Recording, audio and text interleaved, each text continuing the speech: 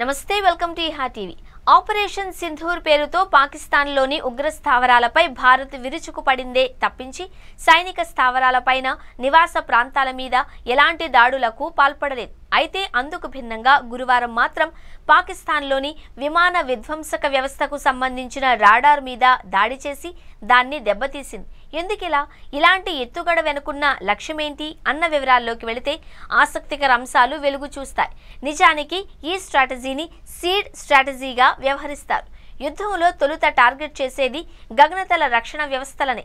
శత్రు వైమానిక రక్షణ వ్యవస్థను ధ్వంసం చేసే ఈ వ్యూహాన్ని సీడ్ స్ట్రాటజీగా పేర్కొంటారు।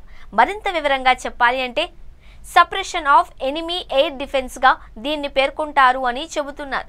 ఈ వ్యూహాన్ని అమలు చేయడం ద్వారా మన యుద్ధ విమానాల్ని శత్రువులు దెబ్బతీసే అవకాశం తక్కువగా ఉంటుంది అని చెబుతున్నారు। అంతేకాదు భారత వైమానిక దళం పాక్ గగనతలంలోకి ఎలాంటి అడ్డంకులు లేకుండా ప్రవేశించేందుకు వీలు కలుగుతుంది। శత్రు గగనతలంపై పట్టు లభిస్తుంది। వాయుసేన సాయంతో సైన్యం సైతం ముందుకు దూసుకు వెళ్లేందుకు వీలవుతుంది। దీన్ని క్లోజ్ ఎయిర్పోర్టుగా వ్యవహరిస్తుంటారు।